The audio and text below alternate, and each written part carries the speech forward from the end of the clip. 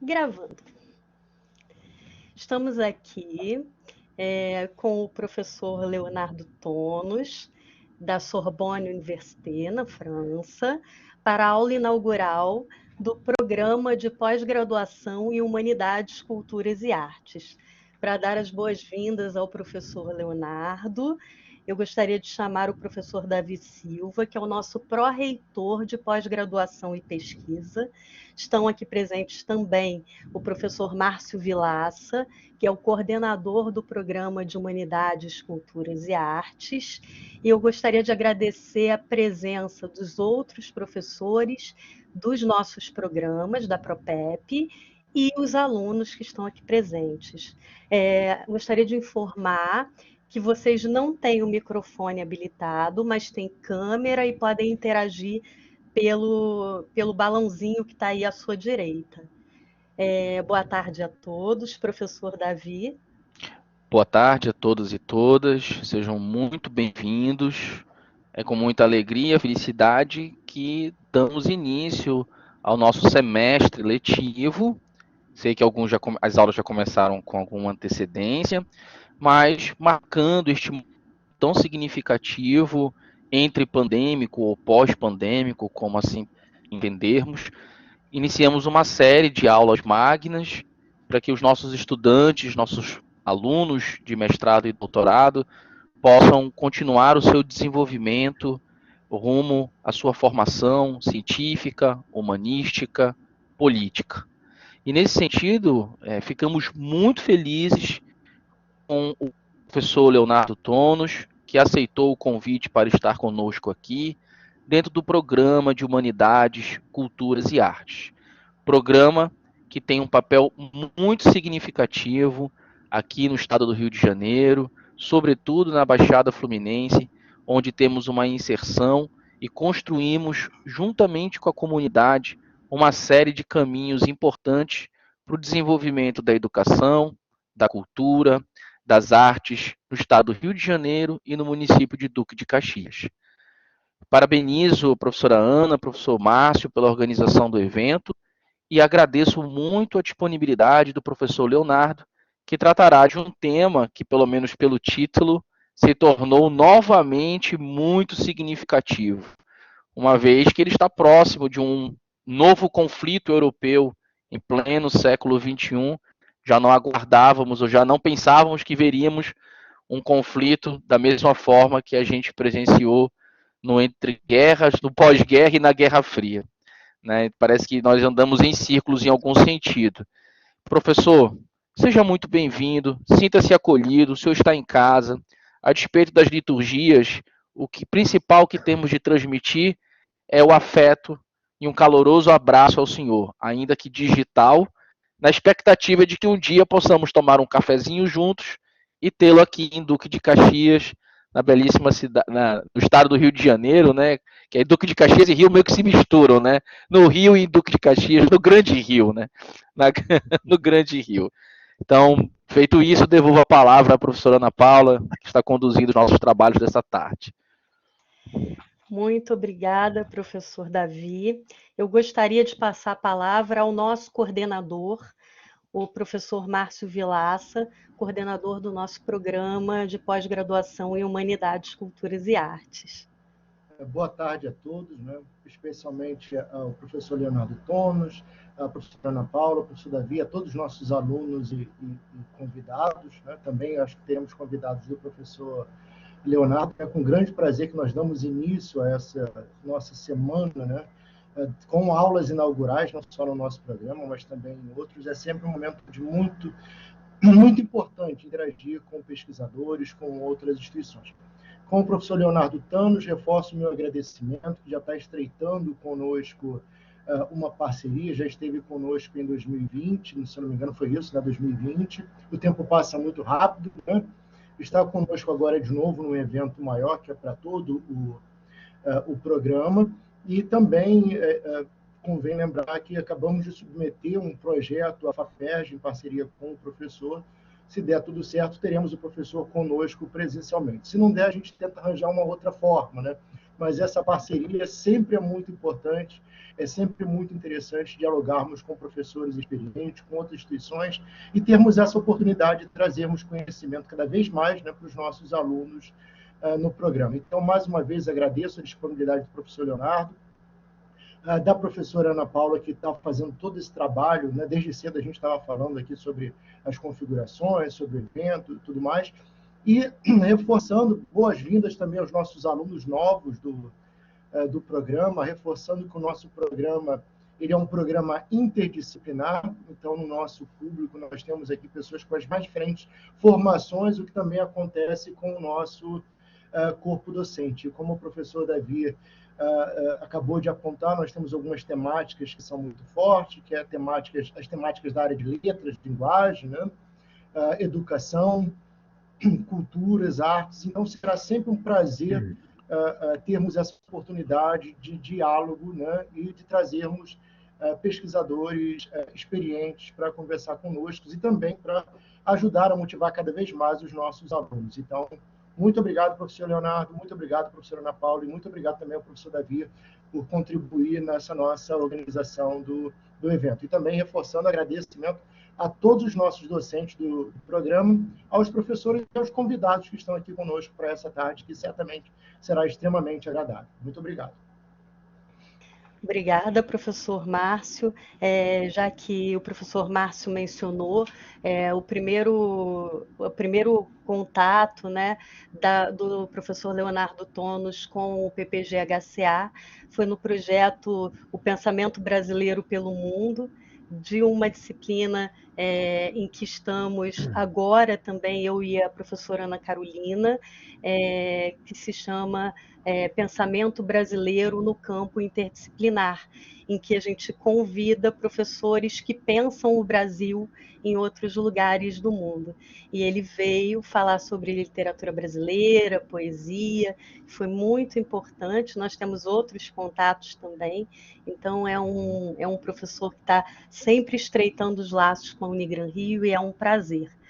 Para apresentar o professor Leonardo ao público, eu vou ler um pouco, então, trouxe aqui um resumo do seu currículo, né? O professor Leonardo Tonos é professor de literatura brasileira da Sorbonne Université, na França.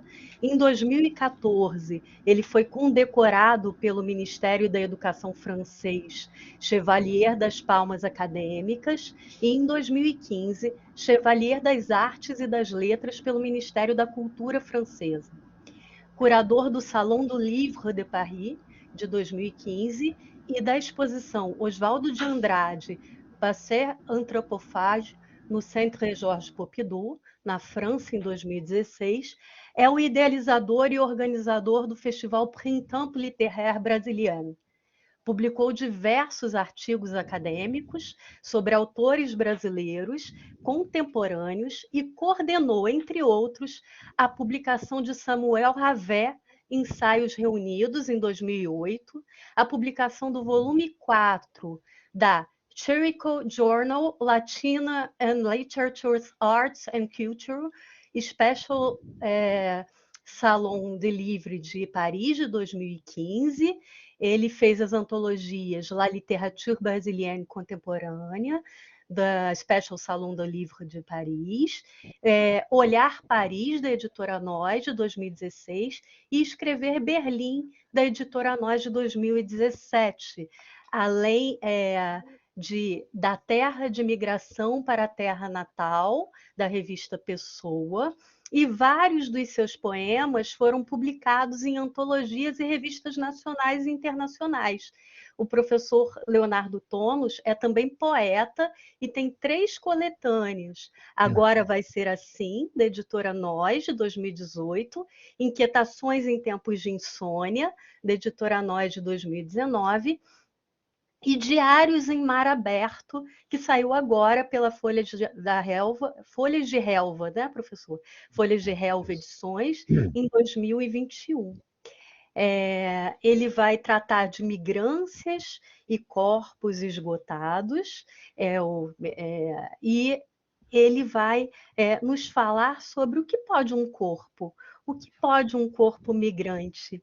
De que maneira corpos fadados à não existência ainda podem imaginar uma possível resistência?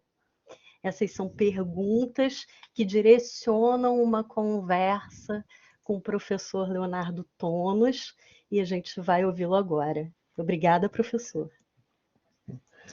Boa tarde a todas e a todos. Boa noite já a todas e a todos que estão do lado de cá do oceano. Em primeiro lugar, eu queria dizer a minha grande alegria de estar aqui novamente, né, com todos, o corpo docente e discente da Unigran Rio. É uma alegria também, é uma honra para mim proferir essa aula inaugural. E, é claro, eu queria então, primeiramente, agradecer, é claro, pelo convite feito pela Unigran Rio, agradecer o pró-reitor de pós-graduação em pesquisa da Unigran Rio, professor Davi Silva, o coordenador do programa de pós-graduação em Humanidades, Culturas e Artes, professor Márcio Vilaça, e minha colega e a professora Ana Paula por esse convite, agradecer também a presença de todos os estudantes e dos colegas, que eu vi passar alguns nomes aqui de colegas, me sinto muito honrado com a presença de todos, falando, é claro, de um tema, infelizmente, como o professor Davi citou, infelizmente atual, né, por conta também da situação catastrófica que não só a Europa, mas o mundo tem se confrontado nessas últimas semanas com a emergência, é claro, da guerra na Ucrânia e com mais uma vez essas visões, essas imagens trágicas que nós temos acompanhado pela televisão, pelos jornais, de pessoas em situação de refúgio que tentando escapar justamente da situação traumática. Então, a minha apresentação aqui ela vai navegar entre literatura e arte contemporânea brasileira, o universo da fotografia, o trabalho de uma artista plástica de São Paulo, que talvez possa então ser de interesse, né, para, vamos dizer, justamente para essa transdisciplinaridade que então caracteriza os cursos também da Unigran Rio. Ana Paula, eu vou pedir para você então só compartilhar já o Sim, vou PowerPoint, compartilhar agora. né? E aí eu já começo então a apresentação de um texto que eu preparei então para essa tarde.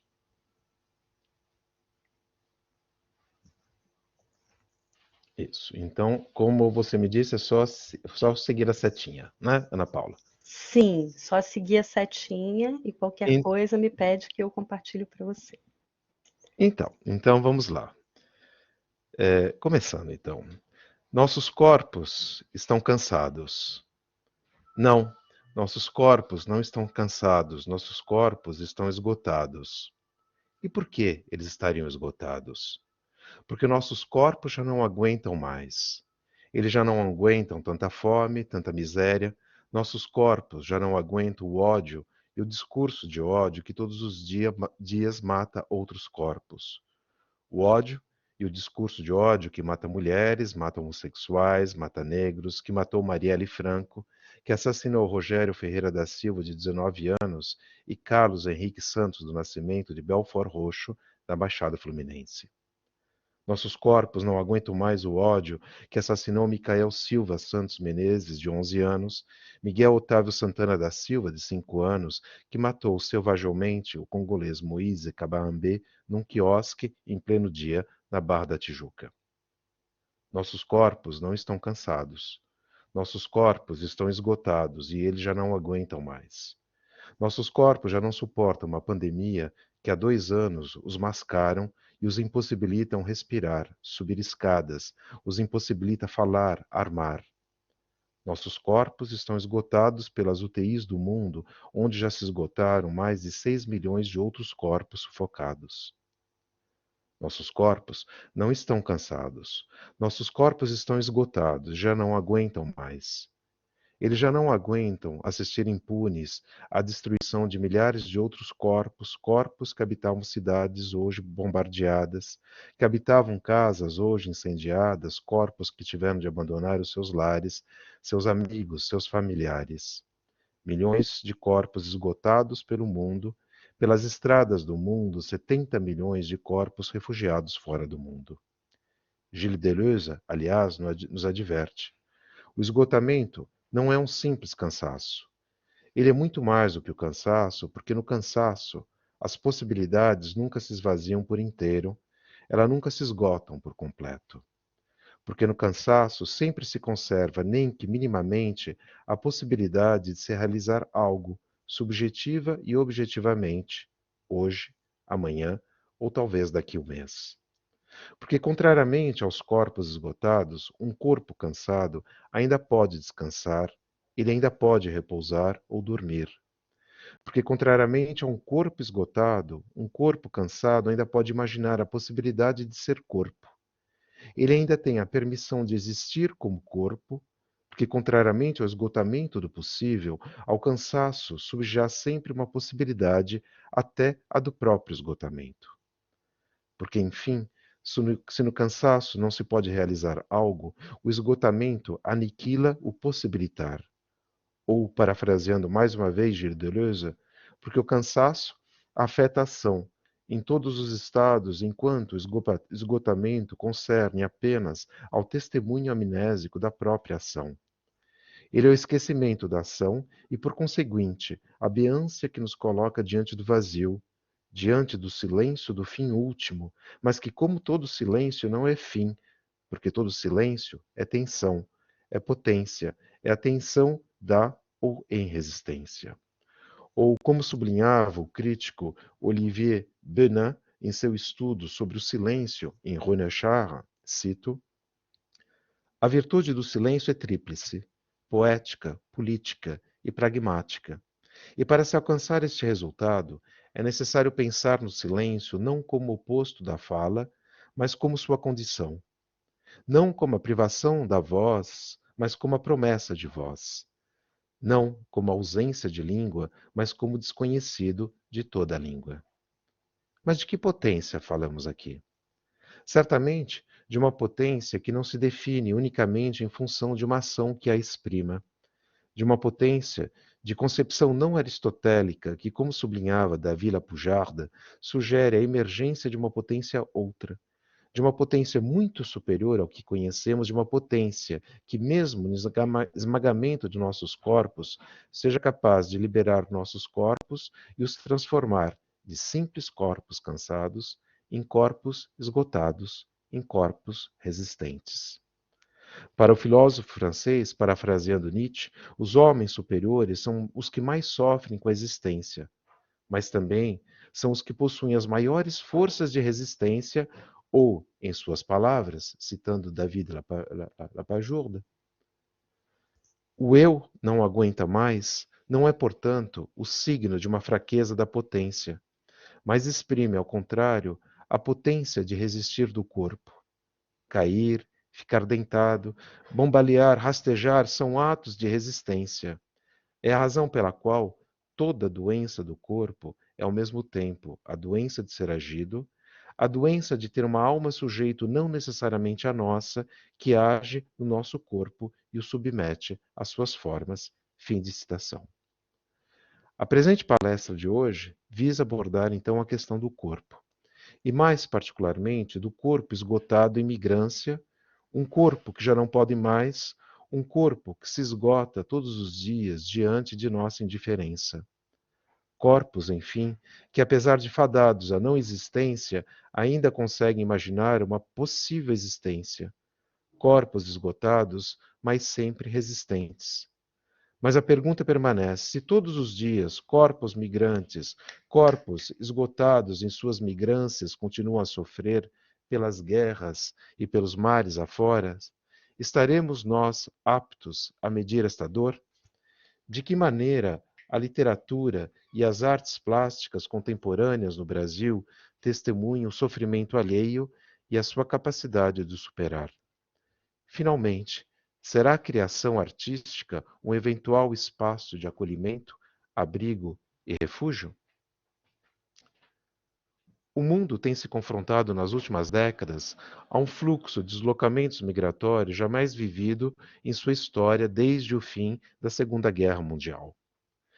Segundo os dados fornecidos por organismos internacionais, mais de 80 milhões de pessoas encontram-se hoje desenraizadas pelo mundo, mais de 80 milhões de pessoas, das quais 26 milhões de pessoas em situação de refúgio, 4,2 milhões de requerentes de asilo e quase 48 milhões de deslocados internos. Em proporções menores, o Brasil tem sido igualmente destino de novas rotas migratórias. Em 10 anos, o número de imigrantes legais registrados pela Polícia Federal teria aumentado mais de 160%, e só o ano de 2015, já é uma data, eu diria também bastante antiga, contabilizou a entrada de mais de 110 mil novos estrangeiros requerentes justamente da situação de asilo ou então migrantes no Brasil. Como em outras partes do planeta, a presença desse contingente estrangeiro se explica por diversas razões. Catástrofes naturais, como os haitianos, guerras, os sírios, opressão política, congoleses, nigerianos, venezuelanos, ou busca de melhores condições de vida, como os bolivianos que conhecemos e chegaram ao Brasil a partir dos anos 80. Dentro do panorama geral das migrações internacionais, a situação brasileira surge ainda como relativamente estável, o que não impediu o governo de adotar a imagem de outros países medidas em matéria de política de acolhimento, de integração ou de refúgio dessas populações. Essas visam tanto assegurar a sobrevivência física como o controle de uma população cada vez mais fragilizada, indesejada e socialmente invisível, apesar do impacto midiático que esta questão tem suscitado. Não se passa um dia sem que a imprensa nacional ou internacional não anuncie, relate ou comente o desaparecimento de grupos de imigrantes pelos mares, pelos oceanos e atualmente pelas estradas aqui da Europa, o desmantelamento de campos selvagens estrangeiros ou a implementação de novos dispositivos jurídicos em matéria de gestão de populações, muitos dos quais condicionados a interesses políticos, partidários e ideológicos. Do mesmo modo, a multiplicação de palestras, jornadas de estudos, colóquios, publicações científicas testemunha o crescimento de interesse por parte da academia sobre essa questão. Essa situação também se observa no campo da produção cultural, graças ao engajamento de artistas e escritores face à chamada crise do refúgio, crise sobretudo social, política, ética e discursiva. Performances, exposições, filmes, documentários, peças de teatros, obras romanescas multiplicam-se pelo mundo, investindo o simbólico e buscando alterizar o nosso olhar tão habituado a tragédias humanas. Da invisibilidade do final dos anos 90, a inflação atual de textos e obras artísticas sobre deslocamentos mundiais, migrantes e pessoas em situação de refúgio tornaram-se, nessas últimas décadas, atores incontornáveis do campo artístico, do campo midiático, do campo acadêmico mundial, mas em certa ou menor escala no Brasil. Em artigo publicado em 2018, na revista Letras de Hoje, da PUC do Rio Grande do Sul, eu mesmo evocava, com certa estupefação, o fato da cena literária e artística brasileira permanecer refratária a esta questão. Eu vejo aqui que o slide está muito pequeno, então eu vou me dar a licença de ler essa citação, e que eu fazia justamente em 2017 e 2018. Cito: se os atores do campo literário internacional têm demonstrado um interesse cada vez maior pela questão dos refugiados no Brasil, migrantes e refugiados permanecem praticamente ausentes da nossa literatura. Nostálgicos e exóticos relatos de imigrantes no século XIX continuam a compor as listas dos nossos prêmios literários. Autores nacionais tentem cada vez mais a expatriarem suas vozes e personagens para o espaço exógeno. Muitas dessas vozes visitam a Grécia, sem esbarrarem pelos campos de retenção de imigrantes nas paradisíacas ilhas do Mar Egeu. Outras viajam com frequência a Paris, algumas delas até tomam o Eurostar em direção de Londres, esquecendo-se, no entanto, de voltar seus olhos para a selva de Calais e outros tantos muros que separam nossas fronteiras quase inexistentes. Até as vozes periféricas de nossas grandes metrópoles permanecem alheias aos sotaques haitianos, congoleses ou angolanos que se aglomeram nos cortiços e nos arredores de nossas grandes capitais. Quem e quantos são os autores que hoje abordam a questão do refúgio no Brasil? Há personagens migrantes ou refugiados em nossa literatura? Como explicar tal silenciamento, sobretudo num país em que o tema da imigração participa ativamente de sua narrativa identitária? sobretudo num país que ainda hoje vive os velhos mitos da cordialidade, da fraternidade entre os povos. Este silêncio, seria ele decorrente de um autocentramento, por não dizer cegueira, que nos últimos tempos tem se acentuado num país que vive suas piores crises econômicas, sociais e crise de valores? Ou estariam migrantes e refugiados fadados, como outras tantas minorias no Brasil, ao estatuto de clandestinos em relação a uma cena literária marcada por uma perspectiva social enviesada? Fim de citação. Ora, desde 2017, ou seja, no momento em que eu redigi esse artigo, o mundo, feliz ou infelizmente, mudou. Vivemos no Brasil um golpe institucional. Presenciamos a emergência e a legitimação de posturas autoritárias pelo mundo, através, nomeadamente, de seus discursos racistas, xenófobos, misóginos e homofóbicos. Ademais, confrontamos-nos desde há mais de 2 anos uma crise sanitária nunca antes vivida e que nos expôs a uma temporalidade, uma espacialidade tradicionalmente ausente do nosso cotidiano, o infinito da espera. Trancafiados dentro dos nossos lares, tornamo-nos sujeitos da espera e à espera. Em nossos espaços domésticos, transformamo-nos em indivíduos que, na espera, vivem a contraditória condição da espera, a imobilidade imóvel de nossos exílios, como eu mesmo tentei evocar em um dos meus poemas,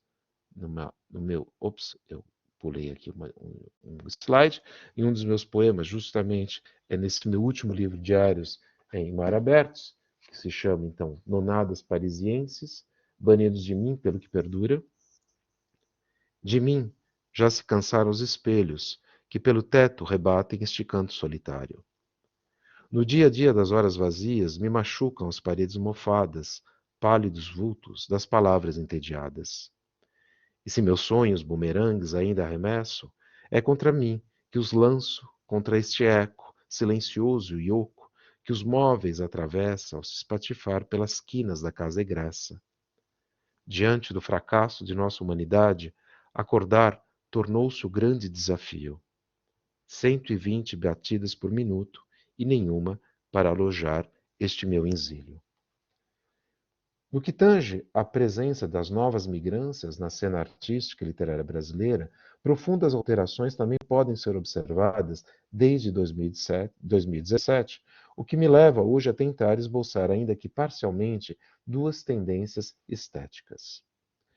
A primeira, eu diria que se inscreve nas modalidades da e na urgência, como atestam os trabalhos do escritor catarinense André Tim, um livro Morte Sul, Peste Oeste, lançado em 2020, que justamente denuncia a trágica situação de haitianos no oeste catarinense, ou ainda as instalações e performances artísticas de Vic Muniz, Lampedusa, é o barquinho aqui em que ele lança nas águas de Veneza, em 2015, ou de César Meneghetti, Borderlands, de 2018.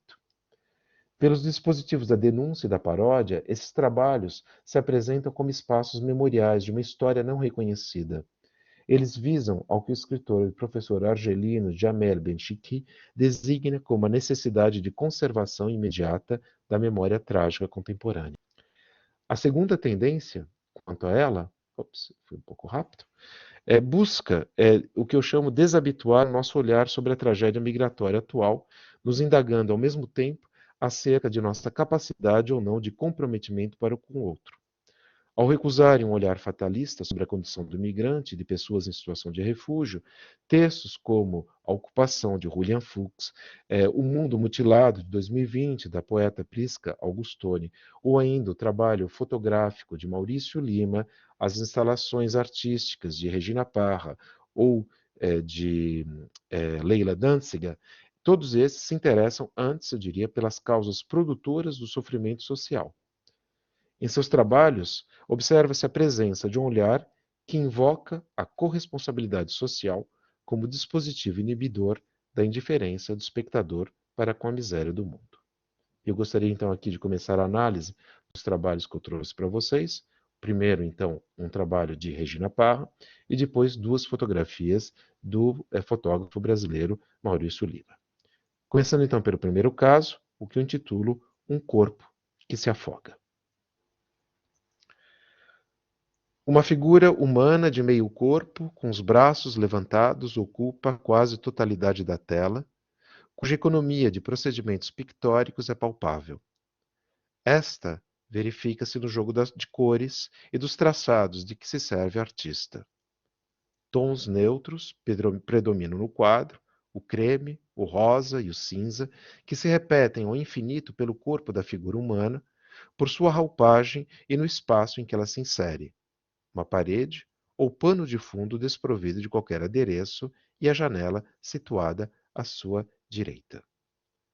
Tal sistema de correspondências ou de eco atenua o contraste entre os elementos figurados e o seu entorno. Se alguma distinção entre eles ainda subsiste, ela se manifesta menos na oposição de tons do que na presença de um leve sombreado que tende a desaparecer, como se o artista buscasse anular as tradicionais fronteiras entre os elementos representados, entre a figura humana e o espaço em que ela se insere, entre a matéria e o corpo, entre humanidade e objeto, vida e morte, entre o retrato, o rosto, aqui do modelo, e a máscara a que ele se sobrepõe. Dois elementos, no entanto, surpreendem o observador da tela: a movimentação dos braços para cima, que executa o modelo, e a placidez do seu rosto. O batente de viés, bem como a luminosidade rizada dos reflexos de luz na janela ao lado, rompem com a verticalidade da cena, cuja frontalidade do modelo corrobora. Um certo desequilíbrio surge no quadro, através das pinceladas executadas pela artista. O movimento vertical predomina, mesmo se traços rápidos, horizontais de viés podem ser observados, sobretudo na elaboração do corpo da figura humana. Todos visam romper com o ritmo vertical e vertiginoso que a artista impõe à cena. Curiosamente, o movimento vertical do modelo, os braços levantados para cima, deste movimento não gera nenhuma tensão. A textura conferida aos braços e às mãos do modelo, através nomeadamente das pinceladas e do jogo de luz, anula o suposto incômodo. O modelo, eu diria que até ganha certo aspecto aéreo por conta do corte de seus membros inferiores. Sem essa sustentação, nada nos permite, de fato, afirmar se a personagem se encontra de pé, deitada ou em pleno movimento, como se ela quisesse em vão agarrar algo que está no alto. Sua postura, de fato, nos propulsa tanto para fora do quadro, para cima ou para baixo, uma vez que a impossibilidade de execução do movimento, associado à ausência dos membros inferiores, nos leva a nos interrogar acerca de um espaço inferior inexistente, incerto e ameaçador, que acaba por aprisionar a personagem no quadro, que acaba por aspirá-la para baixo. Mas o gesto permanece misterioso. Por que, finalmente, o modelo conserva os braços levantados para o alto, neste tempo infinito? Estaria seu gesto relacionado a alguma comemoração ou celebração, utilizando um pouco aquele mesmo gesto dos emojis de que servimos todos os dias para congratular os nossos amigos com as duas mãos, as mãozinhas espalmadas para cima? Ou seria o seu gesto, um sinal de derrota ou fracasso diante de algum inimigo? Talvez ela permaneça com seus braços levantados diante de alguma agressão à mão armada, como se ela testemunhasse aqui a sua redenção ou a sua submissão. Mas a quem? E por quê? A tela nenhuma resposta traz. Sobretudo, se tentarmos nos apoiar no rosto do modelo que se mantém impávido diante do espectador. A neutralidade de suas feições acentua esse efeito. E a personagem fixa o espectador sem nenhuma expressão, nenhuma mímica de medo, dor, incômodo, nenhuma surpresa transparece em seu rosto.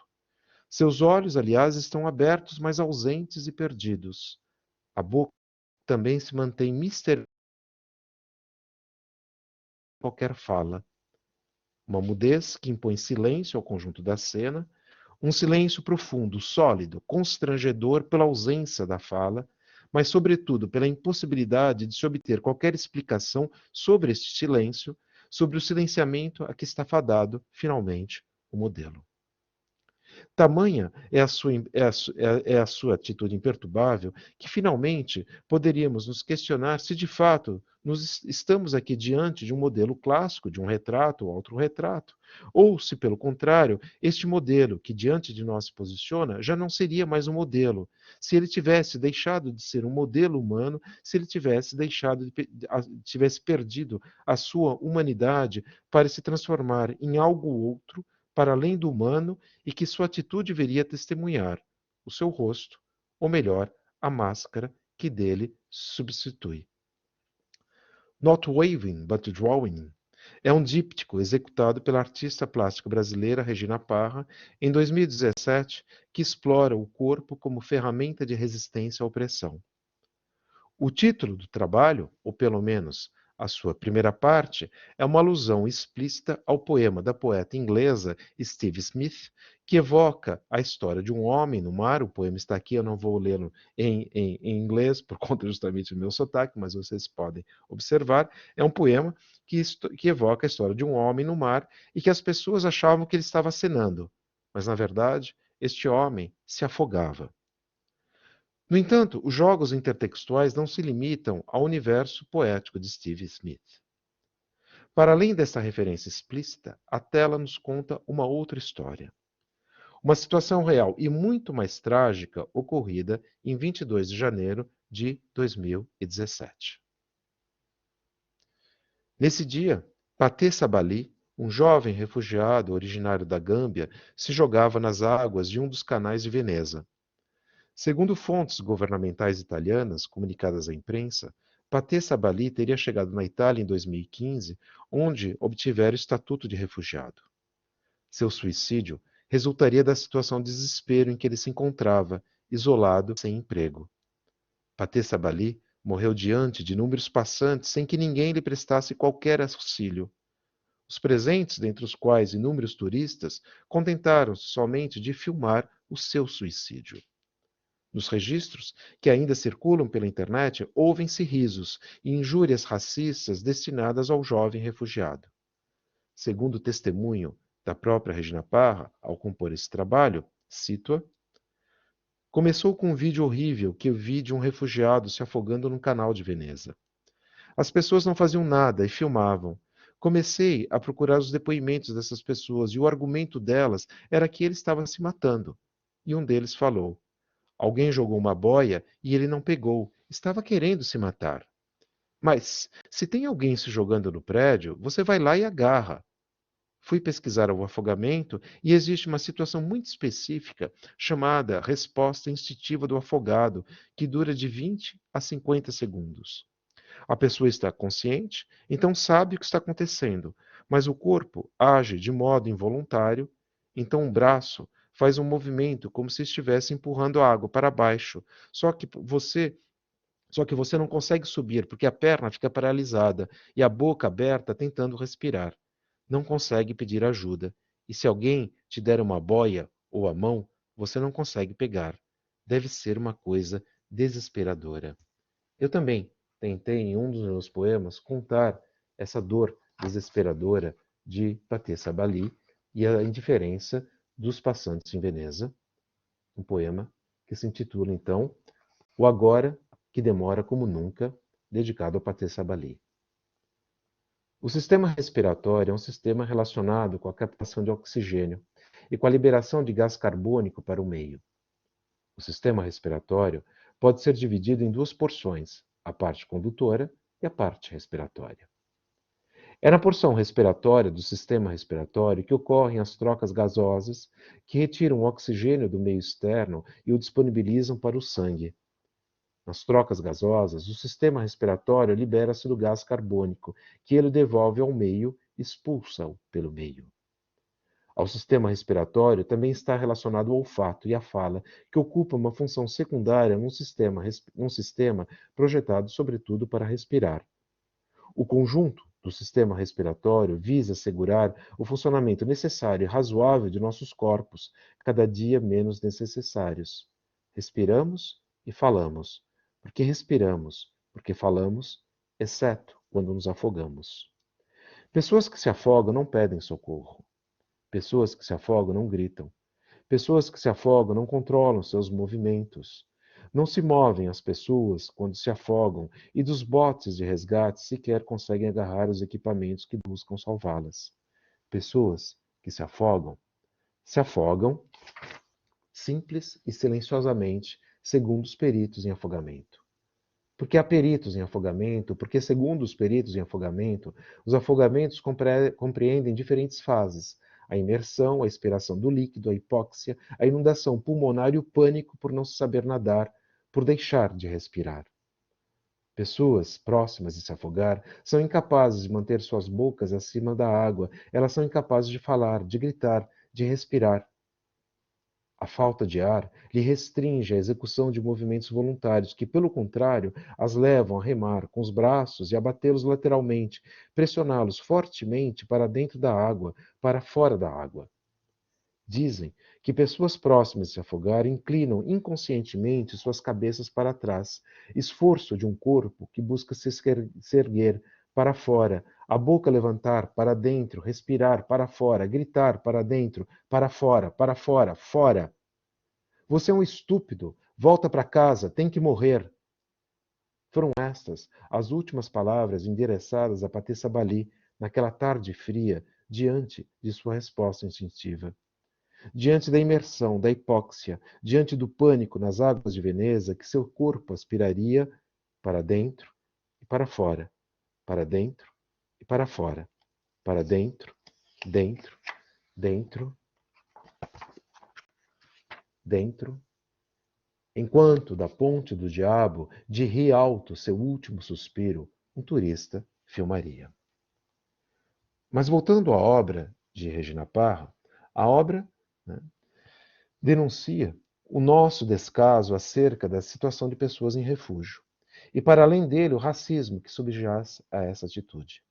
Ela se inscreve, nesse sentido, no mesmo questionamento já apontado pelo artista ativista chinês Ai Weiwei, que, num registro de potencialização e de contundência, denunciava também a banalização da violência pelo esquecimento, ao pousar, em fevereiro de 2016, para o fotógrafo Rohit Chawla, em uma praia da ilha grega de Lesbos, local de desembarque de milhares de imigrantes.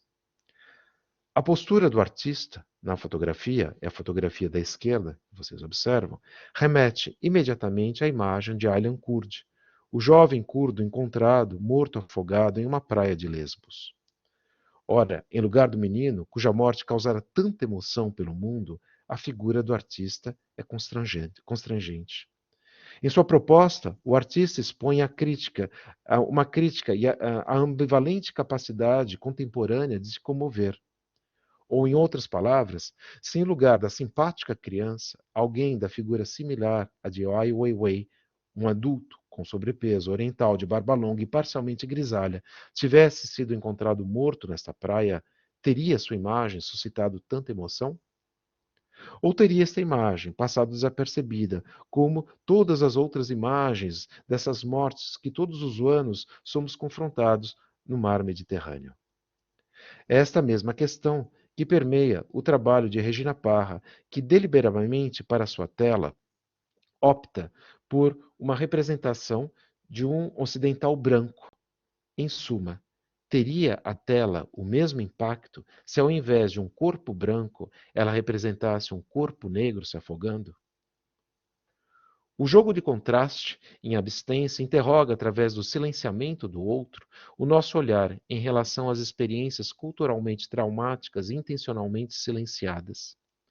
Na esteira do pensamento de Levinas, a produção de Parra insiste na responsabilidade ética e moral da sociedade, mas igualmente da arte para com o mundo.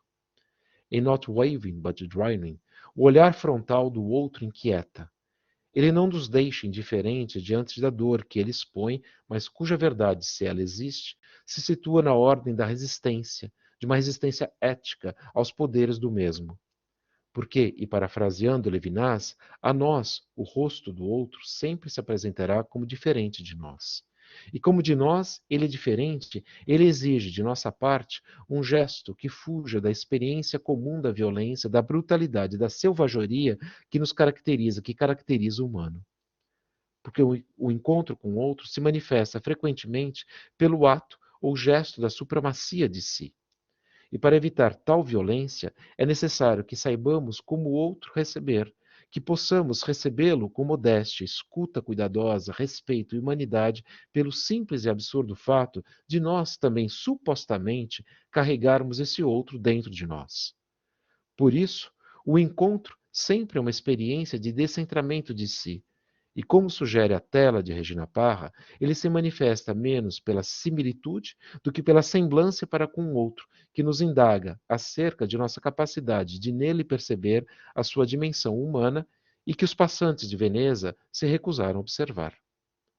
Tudo neste olhar silencioso sugere este questionamento e esta resistência. O olhar frontal que nos encara, desde um espaço, tempo, morte. A boca fechada, silenciosa, que grita um grito silencioso, um grito silenciado que, apesar de se esgotar, ainda resiste. É o que sugere a segunda parte do seu díptico, intitulado Not Waving, em que o corpo desaparece, bem como toda alusão ao afogamento. Dele resta somente as mãos. O derradeiro gesto, a resposta instintiva que já não apela, mas nos interpela e grita contra todo esquecimento, um gesto apenas de resistência ao esquecimento que compartilham muitos dos artistas contemporâneos, trabalhando hoje sobre a situação de pessoas em situação de refúgio, trabalhando sobretudo sobre a dimensão memorial de sua arte em relação a essas pessoas. Citando justamente a crítica francesa Evelyne Ritena, e então, uma vez ocorrida a morte, muitas pessoas, jornalistas, fotógrafos, designers, tornam-se guardiãos da memória. Para eles, há um imperativo ético, que os mortos não sejam esquecidos na tragédia do naufrágio, mas também na humanidade de sua existência. A publicação de histórias de vida e fotografias dos falecidos e comemorações locais, como o Jardim da Memória em Lampedusa, são todos atos de lembrança, luta contra o esquecimento e recusa do inescapável. Os artistas, por outro lado, trabalham na transfiguração de traços. Os barcos e objetos dos imigrantes desaparecidos são reinvestidos em criações que falam no lugar dos desaparecidos. A madeira dos destroços é utilizada como uma cruz oferecida ao Papa Francisco, ou móveis feitos por sobreviventes graças a uma longa cadeia de solidariedade. Muitas obras de arte trazem agora a memória dos desaparecidos no teatro, Lampedusa Beach, de Lina Prosa, no cinema, Fuoco Mare, Par-delà Lampedusa, de Gianfranco Rossi, na literatura, Solo Andata, de Henri De Luca, Eldorado, de Laurent Godet, e nas artes plásticas, End of Dreams, de Kim Larsen, Genso de Cass, ou Taylor's Lampedusa Raft. Segundo caso, Corpos que se esgotam, Maurício Lima.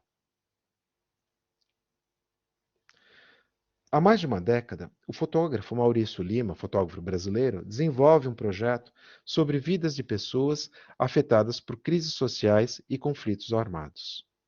Ao se servir dos artifícios da fotografia a quadro, o trabalho fotográfico de Lima escapa da abordagem tradicional do fotojornalismo. Passando aqui algumas imagens, justamente, depois eu volto naquela primeira imagem, são imagens também do seu trabalho na guerra do Afeganistão, ou então em outros conflitos armados ou situações de crise sociais. Né? Seu trabalho aponta, eu diria, para uma ruptura explícita com o regime da veracidade, abrindo as portas à dimensão ficcional, metafórica e alegórica das imagens. Em Farida, um conto sírio, Maurício Lima também se propõe a acompanhar esta tragédia e, sobretudo, parte do périplo de uma família síria que, ao fugir do conflito armado, caminha mais de 6.000 quilômetros até chegar à Suécia. Esse é o trabalho, então, Farida, um conto sírio. Eu vou voltar aqui na primeira imagem, né? Na verdade, houve um deslocamento. São algumas imagens desse trabalho que ele realiza e pelo qual ele vai obter o prêmio Pulitzer de melhor fotografia do ano. Em seu trabalho, então, o artista retrata com densa dramaticidade situações reais onde a fidelidade da representação torna-se menos uma pragmática objetivista do que o desejo de se chegar ao real via o simulacro, nomeadamente pelas relações intertextuais, voluntárias ou não, que as imagens ou suas imagens podem sugerir. Ops, mais um pouco, né? A título de exemplo, a gente poderia então citar essa imagem da esquerda, né, que ele realiza e que lembra, claro, o gesto de Ai Weiwei e que lembra, é claro, a fotografia do jovem Aylan Kurd, mas são fotografias, né, ele vai retomando e indagando também as derivas aqui da reprodução, multiplicação e difusão em massa dessas imagens meditizadas e que Walter Benjamin já explorava, é claro, em seu famoso ensaio sobre a reprodutibilidade técnica e a crise dos valores auráticos da obra de arte.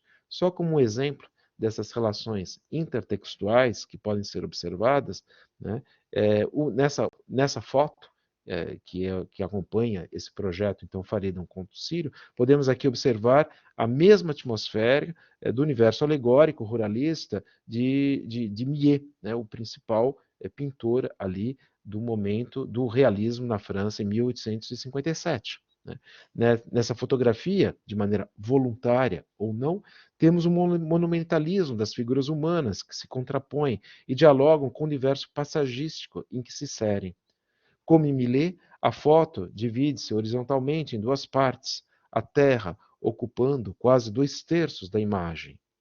O ambiente noturno também é sugerido por uma variedade de cores quentes que variam do alaranjado ao verde palha e que dominam o primeiro plano da imagem.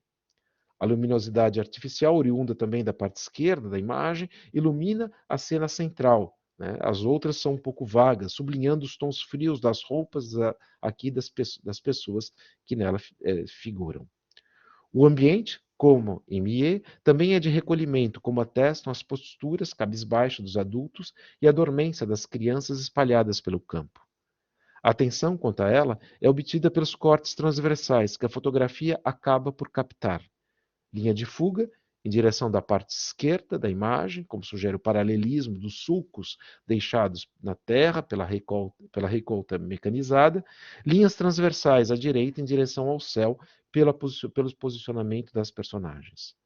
Por fim, é curioso observar aqui a substituição da igreja, que nós encontramos aqui na imagem de Millet, né, pela casa. Né? Aqui nós temos uma casa que não anula completamente a dimensão religiosa da cena. Essa transparece, eu diria, na postura que tomam as mulheres na fotografia, que muito próximas, eu diria, aqui das figurações das pietás. A referência à tradição cena de pietà busca talvez acentuar o aspecto emocionalmente intenso, suscitando aqui, ou exigindo aqui, a comiseração do espectador. Mas é sobretudo nos trabalhos realizados pelo fotógrafo em torno do corpo migrante, corpos, objetos, corpos, que se situa, eu diria, a grande especificidade aqui do artista e obras que eu gostaria aqui, então, de analisar com vocês. Primeira fotografia. A primeira fotografia mostra uma massa informe de corpos espalhados, deitados, amontoados dentro de um ônibus no ambiente noturno. Suas posturas testemunham um estado de esgotamento limite, corroborado pela ausência de qualquer elemento externo perturbador. Nenhum dos sujeitos fotografados olha para a câmera. Todos conservam seus olhos fechados. E isso, apesar do desconforto do espaço em que se encontram e da maneira como seus corpos se distribuem pelo espaço desconfortável e exíguo. Se as linhas de fuga horizontais conferem à imagem uma amplitude que aniquila a noção de finitude, o movimento em plongé da câmera acentua o efeito cumulativo. Ora, a imagem dos procedimentos narrativos de focalização interna, a câmera em plongé filtra quantitativa e qualitativamente a informação imagética. O resultado é uma apreensão metonímica da cena e, sobretudo, dos seus protagonistas, representados aqui por corpos quase mutilados. Braços, pernas, mãos, tronco sem cabeça, etc. Do conjunto desta massa desarticulada, sobressai-se no centro da fotografia a figura de uma imagem deitada no chão de braços cruzados e olhos fechados. Talvez a diminuição da velocidade do obturador e o aumento do ISO, por conta da ausência de luz, contribuam nesse efeito de claro e escuro aqui obtido. De todo modo, este confere ao rosto adormecido da menina, a única, aliás, a encarar a câmera, mas com seus olhos fechados, um efeito de lissagem próximo ao da máscara mortuária, como já as utilizadas no Egito Antigo. E aqui eu volto mais uma vez à imagem aqui dessas máscaras mortuárias, eu já mostrei em um dos slides, quando justamente eu falava da máscara aqui do modelo utilizado por Regina Parr, né? E nós temos essas máscaras mortuárias que eram utilizadas, são chamados retratos de Fayum, né? Que eram utilizados nos túmulos de pessoas ilustres no Egito, sobretudo na primeira era de Cristo, no primeiro século de Cristo, e que testemunhavam justamente essa passagem da morte à vida. Mas, contrariamente aos chamados retratos de Fayum, cuja hibridez, o lugar entre vida e morte, constituiria, segundo o crítico quebequense Daniel Castilho, a metáfora ideal da alteridade globalizada da era contemporânea, a placidez e a neutralidade do rosto mortuário da menina de Maurício Lima exprime somente o silêncio e, mais uma vez, as formas de silenciamento impostas à sua alteridade negada e objetizada.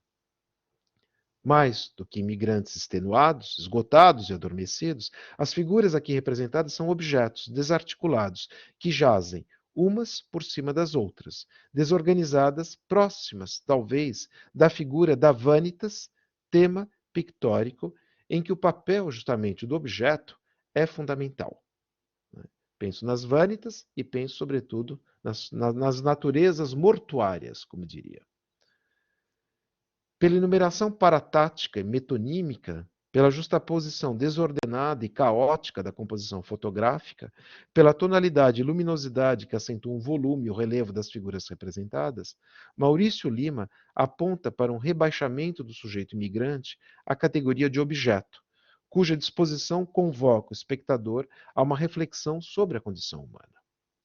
Esta manifesta-se por um processo também de espelhamento obtido graças à centralidade conferida à figura da menina adormecida, que poderíamos aqui associar, é claro, à noção da vanitas e, sobretudo, a uma figura do que nós chamamos da anamorfose.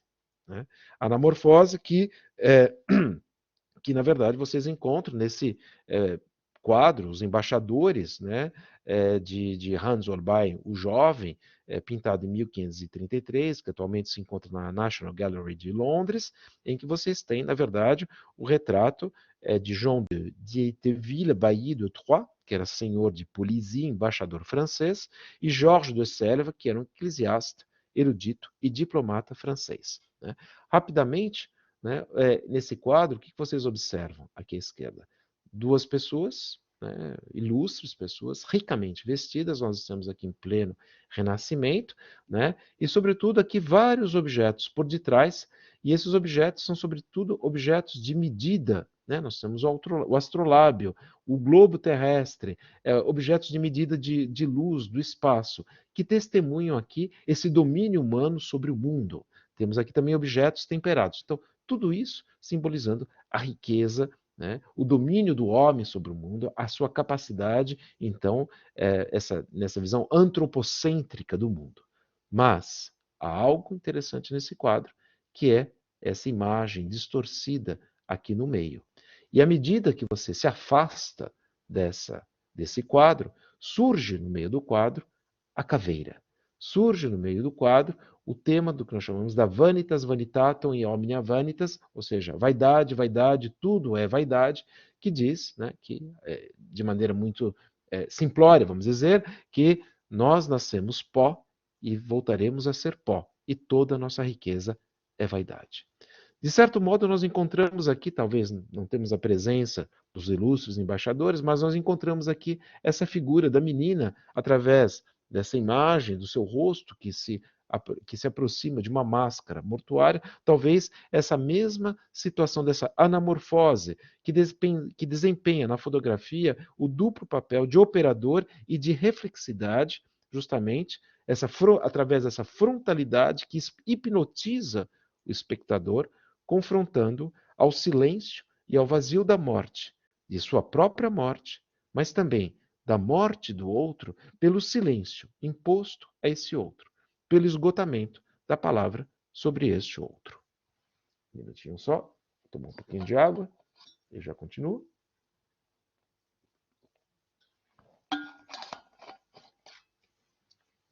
Segunda imagem.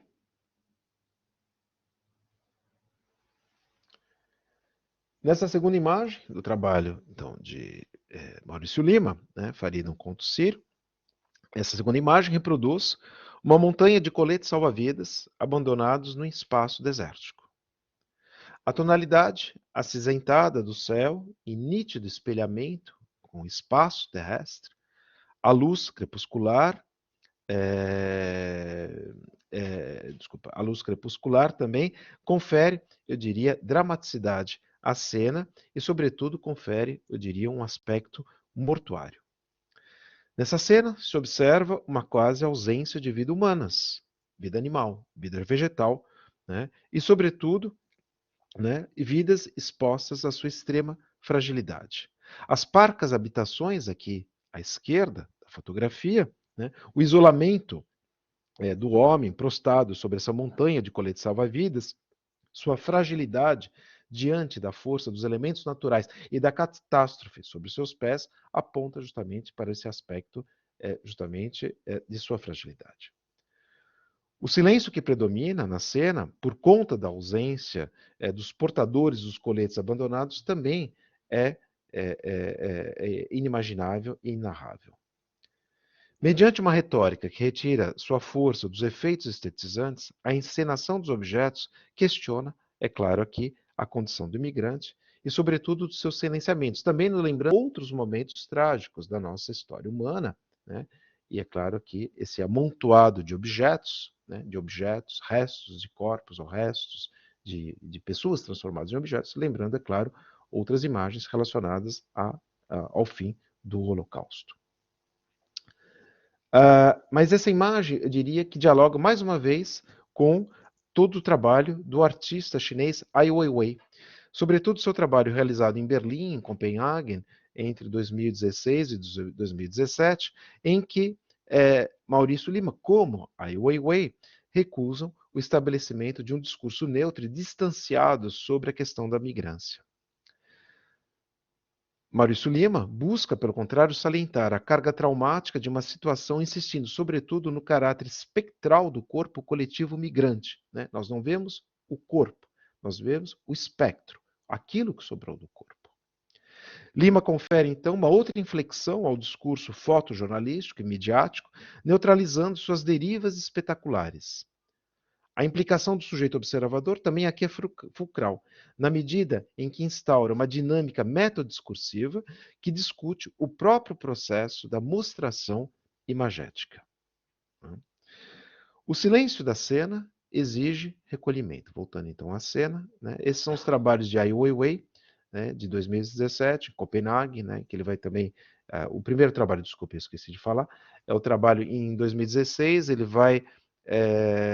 todas as paredes, vai cobrir todas as paredes da Konzerthaus de Berlim, também de coletes salva-vidas, exigindo justamente que os espectadores deixem o seu espaço de conforto e compartilhem a situação traumática daquilo que é o resto do processo da migrância, uma vez que esses coletes não só estavam nas colunas, mas espalhados por toda a Konzerthaus. Ele retoma essa mesma instalação em 2017, em Copenhague, né, através de uma estação que ele vai intitular Soleil Levant, ele vai cobrir as janelas desse espaço cultural, não somente de coletes salva-vidas, mas também de botes utilizados muitas vezes pelos próprios migrantes, e aqui sugerindo uma relação intertextual com o quadro de Monet, Soleil Levant, de 1812, nós temos aqui a mesma tonalidade, essa tonalidade vermelha aqui, que lembre, que sugere não mais a guerra em Franco-Prússia, de 1870, mas, sobretudo, o sangue derramado agora pelos mares mediterrâneos. Mas voltando, então, aqui à imagem então, de Maurício Lima, o silêncio da cena exige, de fato, recolhimento.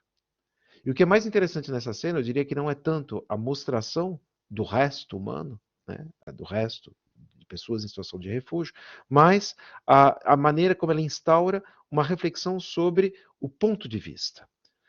O cruzamento é de ponto de vista que a fotografia sugere, né? Aqui nós observamos, nós, enquanto espectadores, observamos um homem sobre a montanha de colete salva-vidas, né? Que observa alguma coisa de que não temos conhecimento fora do espaço imagético, capta aqui a atenção do observador num jogo metadiscursivo que o duplo movimento do olhar para dentro e para fora vem, então, sublinhar. Tal procedimento neutraliza todo e qualquer posicionamento hegemônico sobre, buscando, pelo contrário, aquilo que a Ai Weiwei já buscava também em suas instalações, esse estar com muito, que buscava, então, a Ai Weiwei, porque, de fato, nós entramos dentro da fotografia, nós compartilhamos, na verdade, essa tragédia como esse homem, e isso nos projeta para fora, para, na verdade, atuar nessa implicação do sujeito observador para com o mundo. Ora, se para o artista chinês a mostração do objeto deconectado do humano reserva um caráter metadiscursivo que visa a inserir a crise da migrância no debate universal sobre valores comuns à humanidade, a fotografia de Maurício Lima aponta, por sua vez, para a despersonalização do indivíduo fragilizado no âmbito da sociedade do espetáculo. Na esteira do pensamento da crítica Susan Sontag, o fotógrafo brasileiro procura ir além da retratação do tema dramático, dele se apropriando criticamente. Em outras palavras, suas fotografias se constituem ao mesmo tempo tema e prolongamento deste, mostração e capacidade de possuí-lo para melhor desconstruí-lo via a subversão de seus elementos desconstrutivos. E em forma de conclusão, chegando aqui ao final da minha apresentação, as imagens que predominam hoje no circuito midiático acerca da questão da situação de refúgio apresentam uma composição estética que tende, sobretudo, a evidenciar aspectos físicos degradantes de migrantes, de pessoas em situação de refúgio, ou particularidades depreciativas dos objetos pessoais e vestimentais que essas carregam. Tais apresentação pautam-se pela ideia de que, quanto pior, melhor. Por uma formalização estética que qualifica as pessoas representadas unicamente pelo sofrimento que as afeta. A estetização que busca Maurício Lima em seus trabalhos ou a ressignificação imagética do trabalho de Regina Parra operam, em minha opinião, no sentido contrário, uma vez que buscam fazer com que o processo de reconhecimento se manifeste também e não somente pelo sofrimento. Apesar do caráter alegórico generalizante obtido pelos efeitos estetizantes, o que está em jogo aqui é uma singularidade comum a todos e em comum com todos que os jogos intertextuais e as encenações dialogísticas vêm corroborar. A reivindicação de reconhecimento social exprime-se, dessa maneira, através de um apelo à hospitalidade e à solidariedade.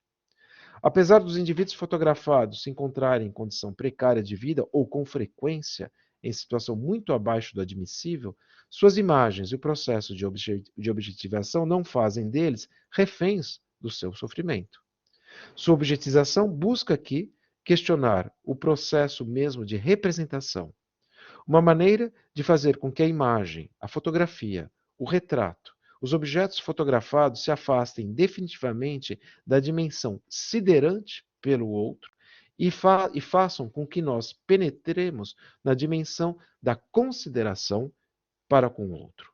E aqui eu cito Marielle Massé, que tem um texto belíssimo, né, justamente entre a sideração e a consideração, que aliás já foi traduzido para o português, em que ela diz: a sideração se acompanha de um tipo de paralisia, ou de volta para trás, uma volta para trás diante da coisa que permanece ela própria vinculada ao espetáculo, mais ou menos distante, mais ou menos espectral, algo com que se mantém uma distância profunda, com que não se consegue ter qualquer relação, algo que interrompe em nós a possibilidade de pensar, de compartilhar.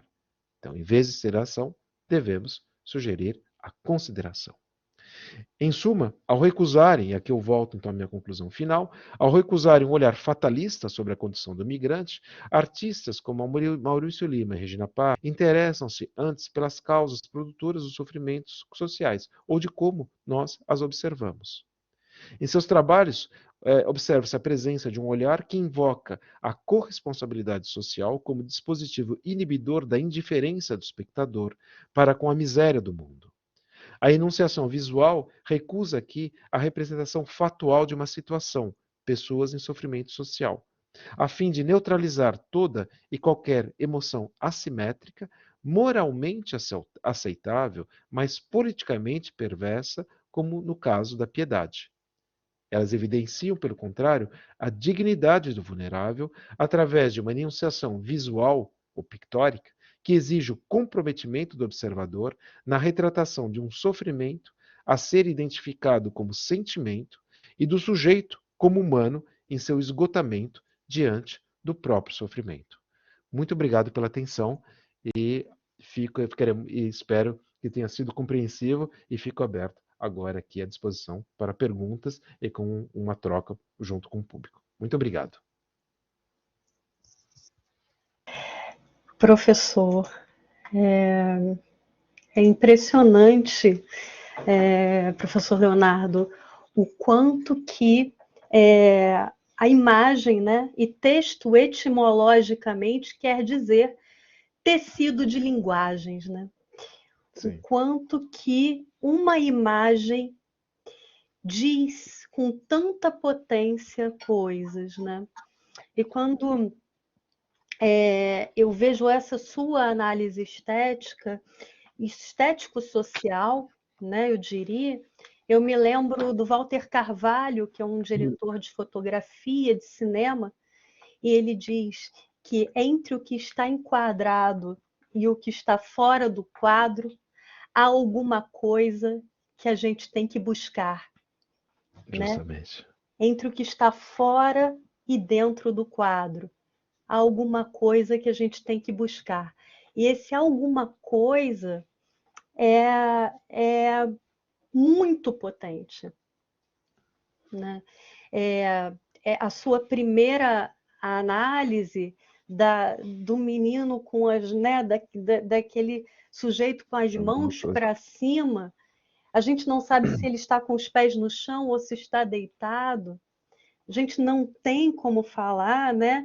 O que está fora do quadro nos incita e nos compromete com o ente observado, né? O que me dá uma outra relação com o Eduardo Coutinho no documentário, que é um documentarista brasileiro muito importante, em que ele diz: eu não predetermino nada ao ouvir o meu entrevistado. Ele é um colaborador. Ele está ali comigo, dividindo aquele sentimento, e eu estou comprometido com esta observação. Não predeterminando causas, você disse, do sofrimento, mas entendendo e verificando como, né, esses silenciamentos acontecem. E como, então, uma análise ensaística da imagem, eu estou defendendo isso muito, porque lá no meu grupo de pesquisa, né, o Imagem, a gente fala sobre imagens, memórias, narrativas e oralidades, o quanto que a perspectiva da análise imagética pode trazer um potente discurso no sentido de um despertar social, humano, político, né? Eu coloquei aqui, eu quero compartilhar com você algumas falas aqui, a Lília, muita reflexão a ser feita, a Fabiana Assis, são os desdobramentos da imagem, a Shirley, eu coloquei os professores do programa de pós-graduação em Humanidades, Culturas e Artes. Eu quero dizer que vocês estão todos como moderadores também, e podem comentar com o microfone aberto, fazer perguntas para o professor Leonardo. Professora Daniele, professora Denise, professora Ideia, professor Frazão, professor Márcio, professora Lília, professora Ana Carolina, professora Rosane, professora Tamara, a professora Shirley, da UERJ, não, ela acabou de cair aqui. Eu também tenho um link de perguntas que eu disponibilizei em algum momento aqui em cima e vou disponibilizar de novo para que vocês façam as perguntas. Eu já tenho uma pergunta da Fabiana, que é uma aluna nossa, que é professora do ensino fundamental, e ela diz, em relação aos professores do ensino fundamental, em especial dos anos iniciais, quais os caminhos formativos o senhor sugere que sejam percorridos, adequando a temática aos alunos e até mesmo ao cansaço frente à realidade vivenciada pelos professores?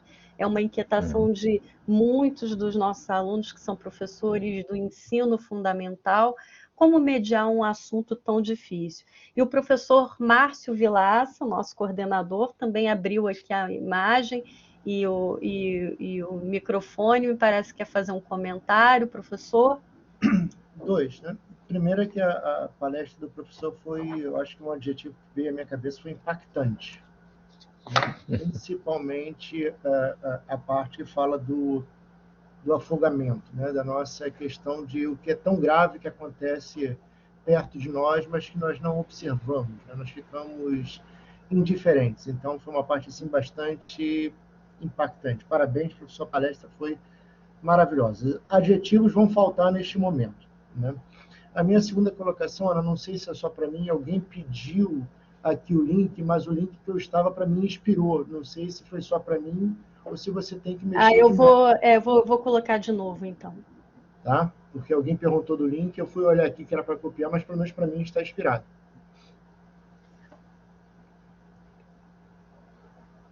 Eu vou recolocar o link no balãozinho e quem quiser fazer uma pergunta agora, entre a hora que eu vou colocar aqui o link, pode fazer aqui interagir aqui pelo balãozinho mesmo, acho que vai ficar mais rápido, porque essa história da tecnologia às vezes inspira antes da gente querer.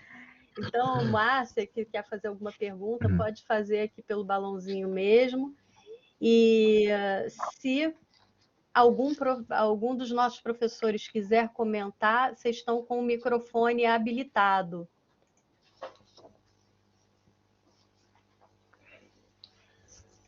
Então. Eu tenho assim, muitas inquietações, né? Me lembrou também o texto do Roland Barthes, né? A fotografia que mata o sujeito fotografado. O professor Frazão acaba de abrir o microfone, quer fazer uma pergunta.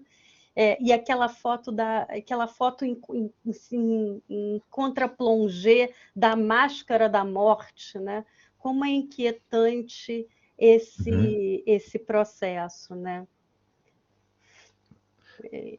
Não sei se você relaciona isso com a perspectiva do Barthes, né?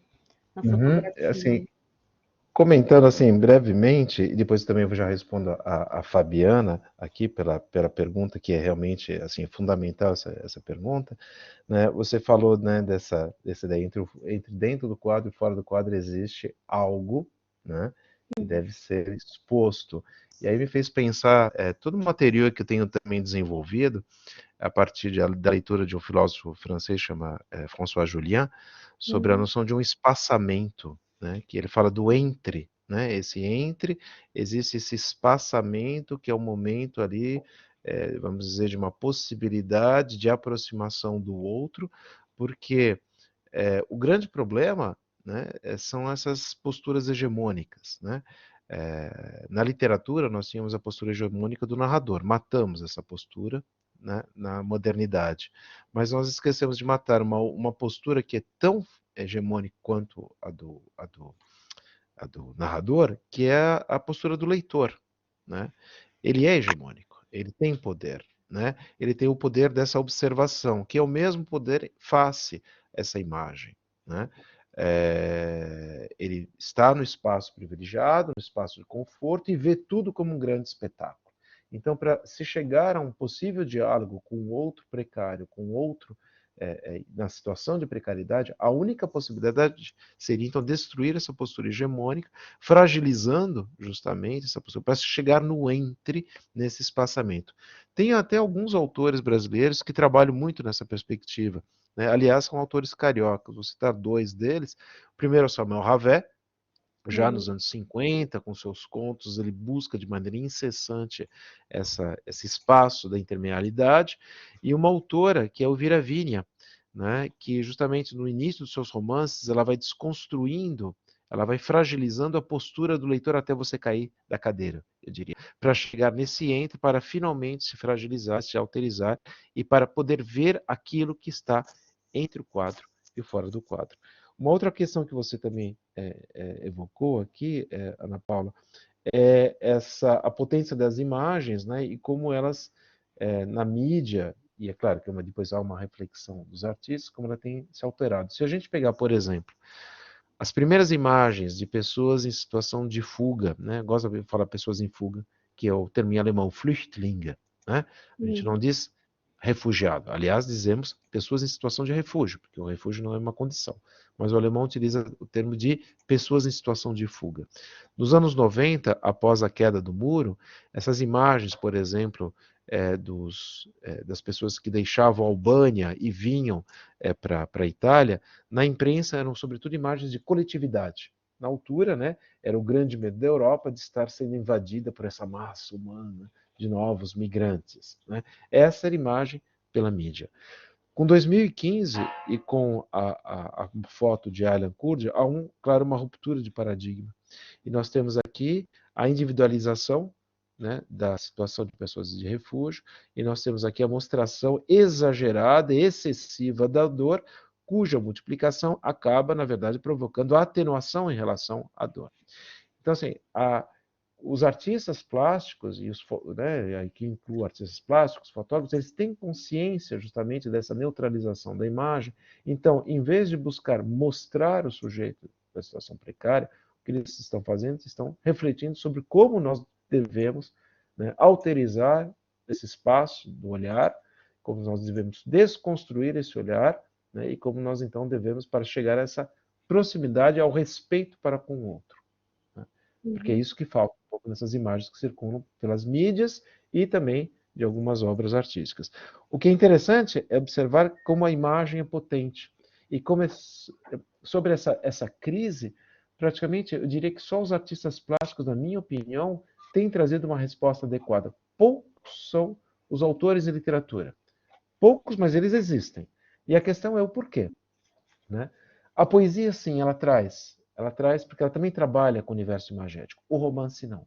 O romance, ele leva tempo. E enquanto ele leva tempo, como eu digo sempre, as pessoas continuam morrendo pelos mares e pelas estradas.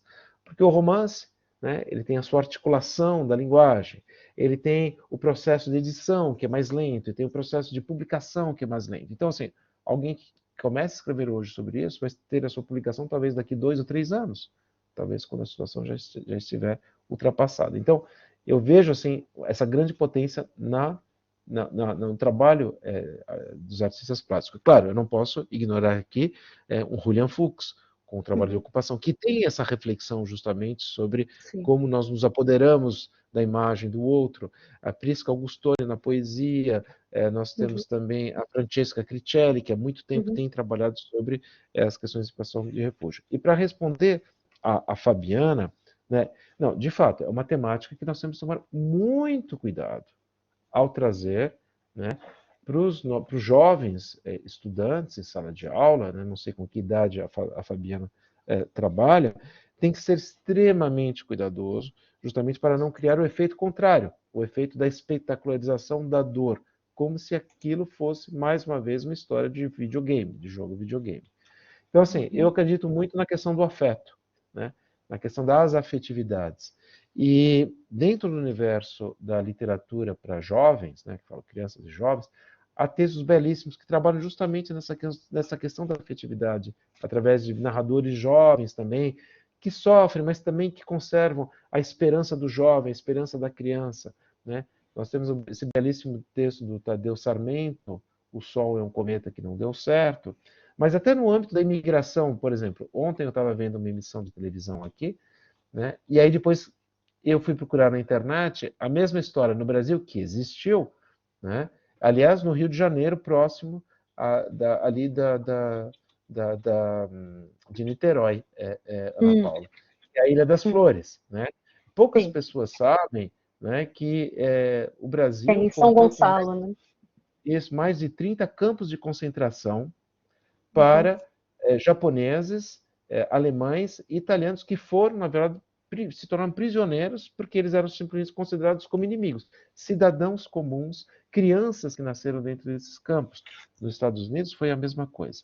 Então, assim, essas situações dramáticas, trágicas, eu gosto muito de alguns artistas e escritores que têm conseguido revelar essa afetividade. Então, Tadeu Sarmento, e no caso dos japoneses, sugerir a leitura de um livro de Lúcia Hiratsuka. Lúcia Hiratsuka, ela é designer, ilustradora, premiadíssima no Brasil e fora do Brasil, e ela tem um livro que se chama Os Cadernos de Sayuri, em que ela conta justamente como, um pouco autobiográfico, como quando a sua mãe, né, durante a guerra, pediu para que eles enterrassem todos os livros em japonês, porque a partir daquele momento, em pleno governo de Getúlio Vargas, se tornava então proibido ter livros em japonês, falar japonês em praça pública. E é um livro belíssimo. Então, assim, eu acho que há na literatura brasileira, talvez mais na literatura do que no cinema, ou talvez aqui no artistas contemporâneos, trabalhos que insistem sobre essa afetividade, que pode ser o elemento mediador para captar a atenção de jovens leitores. Não sei se respondi, Fabiana. É, Né? sim, Fabiana. Fabiana está dizendo que perfeito, coloquei aqui para ela. É, e a palavra afeto é muito potente, né? Porque ela é afetividade, também é tudo que te afeta, né? Que te Claro. atravessa, que atravessa É. os corpos. É, a Márcia Coelho, com alguma esperança, diz assim, professor Leonardo, há possibilidade de ver na migração algo positivo para o sujeito, um olhar para o lado do sujeito que migra porque está esgotado, mas que quer, por meio da migração, buscar seu lugar em outro lugar novamente? Alguma Uhum. coisa que lhe atravessa buscando depois desse impacto, o que há de esperança nesse sentido, né? Talvez, né, Márcia?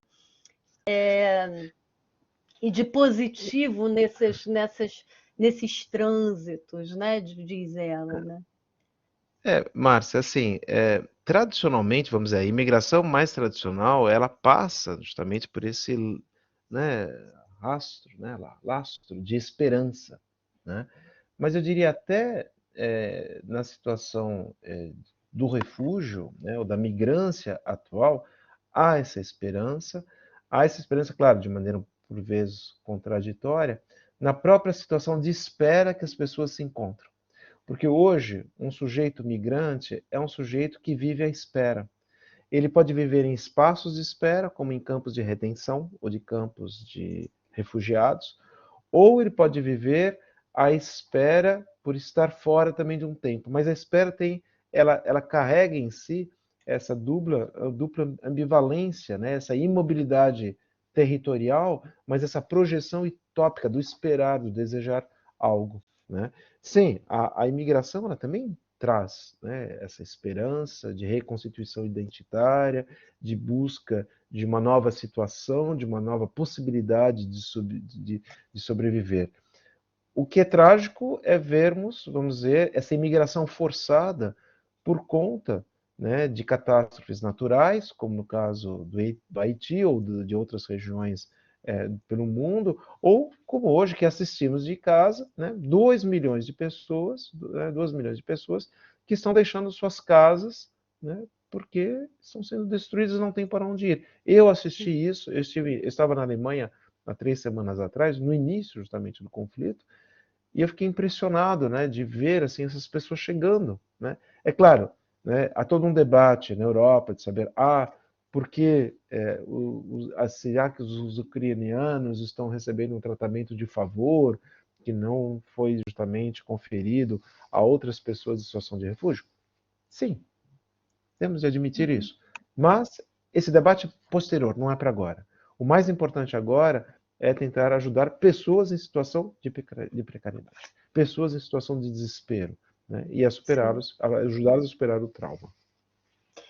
Eu tenho mais, eu não sei como está o seu tempo, a gente combinou de até umas 3 horas, por conta de já estarmos aí à noite aí em Paris, né? Mas eu tenho mais duas aqui. A Leila Lopes, que é nossa a aluna, o esgotamento nos corpos considerados normais são significativos. O senhor conhece obras e imagens de pessoas com deficiência nesse processo de migrância?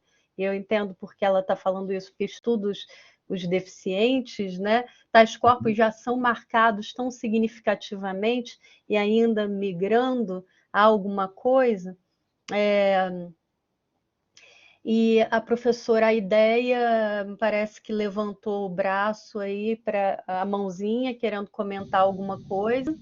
Sim, Ana, professor Leonardo, prazer conhecê-lo. Quero Olá, professora Ideia, muito prazer. aí pela apresentação belíssima. Só quero complementar também a pergunta da Leila aí em relação à questão de corpos mutilados, né? A gente ouve falar, né, do cenário atual e as imagens que já chegam, né, nas reportagens da guerra trazem para a gente esse cenário. Então, além dos corpos esgotados, já corpos mutilados da guerra, e eu queria saber se o professor tem algum estudo nessa área, já está observando alguma coisa em relação a corpos mutilados de guerra. Muitos das questões ligadas à migração são a título até de, por força, né, da circunstância, as pessoas saírem desse cenário, né, pelo medo, pelo desespero em relação a esse resultado.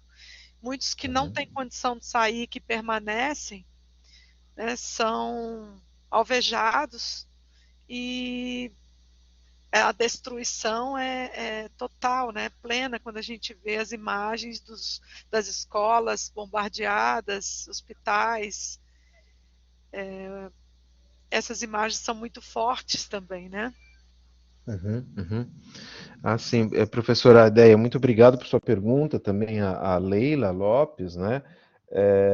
Esses corpos mutilados, eu não, assim, como minha área mais a pesquisa da literatura brasileira, das artes plásticas, não tenho visto, eu teria que repensar, talvez, e também numa obra mais teórica. Mas, por coincidência, sábado, eu tive um encontro com uma autora quebequense, a gente pode chamar ela de quebequense, ela nasceu no Egito, ela é de origem georgiana, grega e francesa. Ela tem um livro em francês que me impressionou justamente, agora que vocês estão apontando para essa questão, sobre essa imagem da mutilação, né? O livro se chama Mort debout, né? Não há um contexto explícito, ele foi escrito, se eu não me engano, desde 2012, e ela quis mostrar justamente, né, ela faz todo um trabalho sobre o processo de mutilação de corpos, né, desse sofrimento, desse esgotamento durante situações de guerra. Mas, curiosamente, esses corpos, apesar de mutilados, ainda são resistentes. Eles buscam justamente, né, na sua força íntima, aquilo que a Regina está atrás, né, essa resposta instintiva, esse último sopro, né, essa resistência. Ele se aproxima quase até de pedras, né? As pedras seria a mutilação de uma montanha. Eu acho que tem uma imagem dessa aqui, e que conserva em si, concentra em si toda a resistência. Na verdade, é claro, aqui é uma projeção, né, artística, né, uma projeção talvez utópica, né, mas que eu não encontro, por exemplo, nos textos relativos à imigração. Eu diria que o grande problema de como se construiu o paradigma migratório e, sobretudo, o paradigma crítico em torno da migração é, por vezes, essa imagem eufórica, né? Desde o século XIX, nós temos na nossa literatura, né, essa imagem do homem que quer vencer, ou então um imigrante com o pretexto de um discurso nacionalista, e nós esquecemos também as suas mutilações diversas, né? Que nem agora eu fui pesquisar, eu comecei a pesquisar nessa questão de campos de concentração no Brasil, eu não sabia que havia tantos, não sabia que havia tantos, não sabia que na Ilha das Flores essas pessoas eram torturadas, né? Mais de 30 campos espalhados pelo Brasil. E o que sobrou da história desses campos? Nada. O que a literatura fez da história desses campos? Até hoje eu não achei nada. Então, eu também agora, professor, a ideia, vou jogar só minha pergunta para si. Se por acaso encontrar alguma coisa, eu peço então que me avise. Mas é de fato, nós temos uma tendência, dentro do nosso espaço social, do nosso espaço literário, né, a sermos sempre consensuais com a história, né? E esquecermos, talvez, esses corpos em sofrimento. Por isso que eu gosto tanto desse texto do Gilles Deleuze, que fala desses corpos esgotados. É um texto, na verdade, onde ele trabalha o esgotamento em Samuel Beckett, né? Ele fala do esgotamento. E aí eu comecei a observar em vários autores, como esses autores também trabalham essa tensão do corpo, né? Que me lembra talvez até algumas xilogravuras do Geld também, onde você tem essa tensão do corpo, né? Então, assim, talvez seja um trabalho a ser feito, né? Esse outro lado dessa nossa história não consensual, trazendo justamente o trágico, né? E encarando o trágico como ele deve ser encarado, para chegar talvez ao apaziguamento desse trágico, como já nos falava Paul Ricoeur. O apaziguamento da memória trágica, né? Sim. A Janete Ferreira diz, professor, o homem está minando o mínimo que seu semelhante tem para resistir, o seu corpo. E com ele a morte da possibilidade de pensar o humano, coisa que não fazemos desde que nos preocupamos com o desenvolvimento das racionalidades em demasia. Concorda? Grata pelas palavras mais poéticas que epistemológicas, diz ela.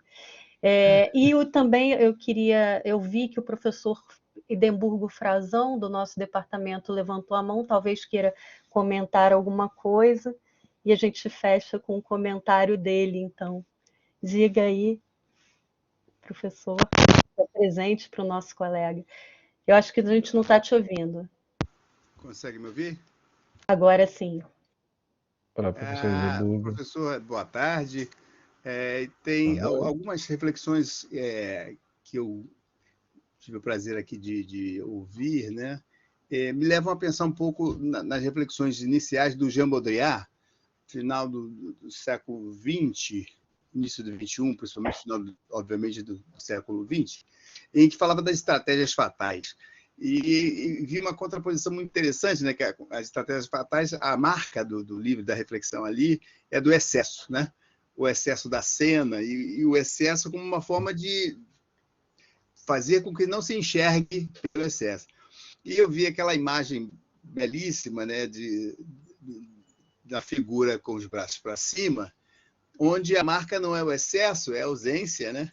E uma indefinição, inclusive, na problemática da sexualidade. Se pensar bem direitinho, não dá muita certeza de quem é que está ali. A ausência da parte, obviamente, das partes que definiriam essa sexualidade estão ausentes. E toda a figura aponta para a interrogação e não para o excesso, né? Então, na verdade, é uma reflexão sobre esse aspecto. Como estaria, então, essa problemática dos excessos, que era muito forte na virada do século, né? Onde se pensava muito nas quedas, a queda do muro de Berlim, a mudança na União Soviética e todos esses muros caindo. E a gente está vendo que essas quedas continuam e vão piorando, né? Agora, como ficariam as estratégias fatais? Qual seria, por exemplo, na sua opinião, esse momento dessa... Nós vimos várias possibilidades de discussão ali, né? Uma outra imagem com esses excessos dos corpos, um ao lado do outro, o excesso dos corpos mutilados. Como ficaria, então, ficariam essas duas questões, né? A ausência como forma de presença e o excesso da presença como forma de apontar para a ausência, né? Uhum. Peraí, deixa eu anotar aqui. Como fica Jean Baudrillard, aquelas reflexões hoje, para ficar um pouquinho Pois mais... é. Pois é. Eu vou responder também em 2 momentos. Ana Paula, a primeira, quem que era antes do professor Hindenburg? A Janete Ferreira A fez um Janete. comentário com uma indagação, né? Eu só queria retomar o comentário da Janete, que eu achei muito interessante, né?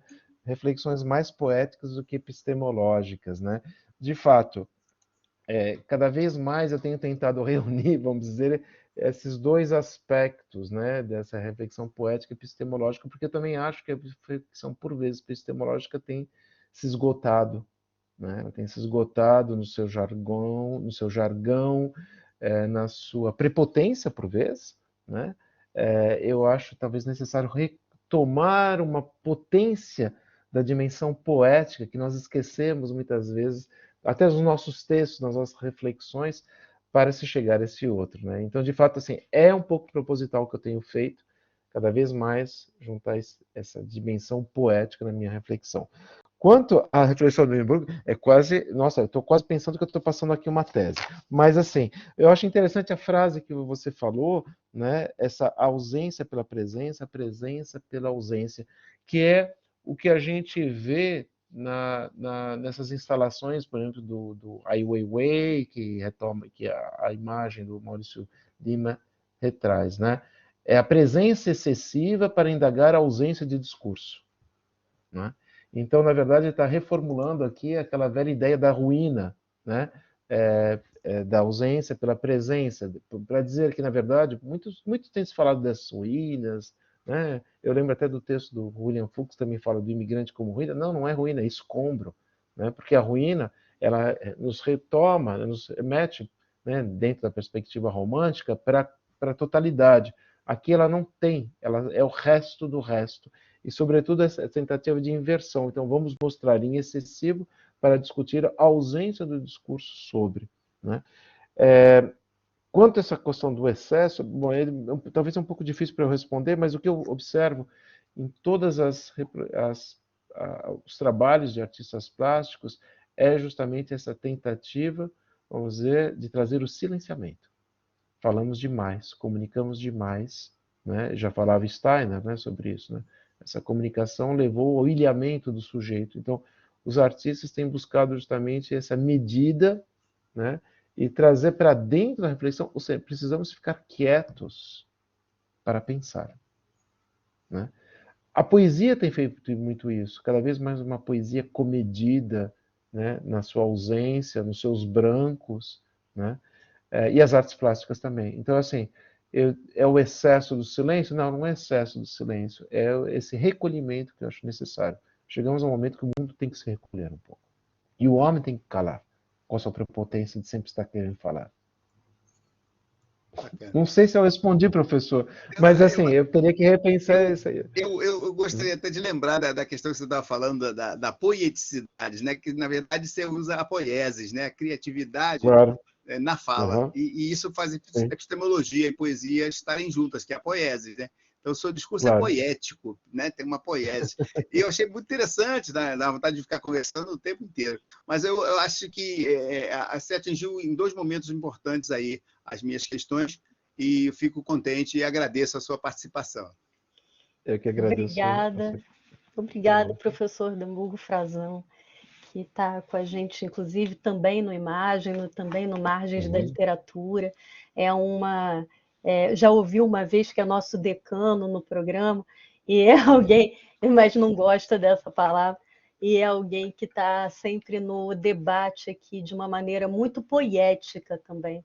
Então, por isso, é bem confortável nessa nossa forma de pesquisa, de imagem, de potência no silêncio. Se o professor Márcio Vilaça não tiver mais algum comentário a fazer, ou algum dos nossos outros professores, eu gostaria muito de te agradecer, pensando aqui no seu tempo, no seu horário, porque já está bem de noite aí em Paris. Márcio, quer fechar?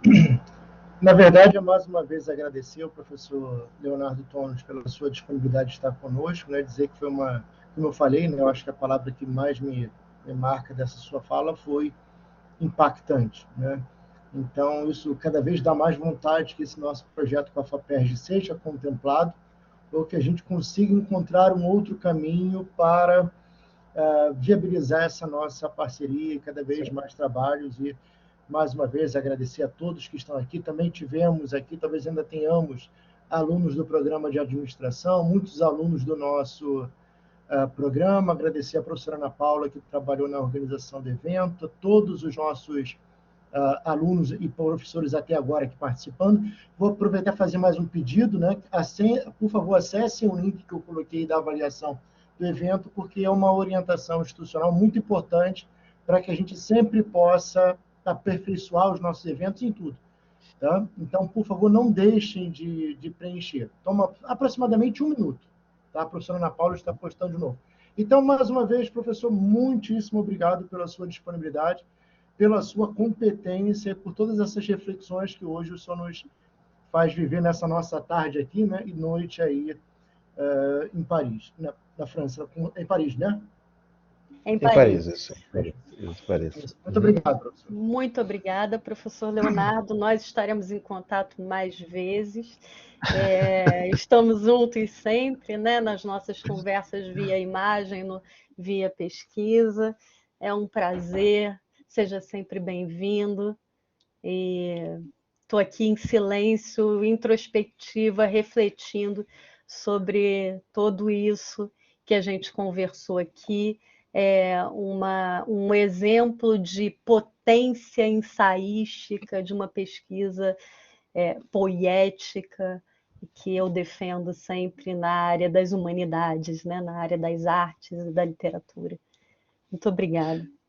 Eu que agradeço o convite feito pelo programa de pós-graduação, a presença de todos os colegas, agradeço muito essa mediação também da professora Ana Paula, a gente tem falado muito, trabalhado muito juntos, Nossa. agradeço a presença de todos, Márcio Vilaça também, os colegas, e fico realmente à disposição dos estudantes, dos colegas, para compartilhar essas inquietações de maneira conjunta, e esperando, é claro, que em breve eu possa ir até o Rio de Janeiro, conhecer, né, o Unigran Rio, conhecer os estudantes, né, e realmente será um grande prazer para mim. Tá bem? Muito obrigado a todos e a todas, né, pela atenção. Eu sempre acho que a atenção sempre é de uma grande generosidade por parte de quem o ouve. Muito obrigado. Muito obrigada. Até a próxima. Obrigada a todos. Obrigado a todos. Uma boa tarde. Uma boa tarde a todas e a todos. Boa tarde.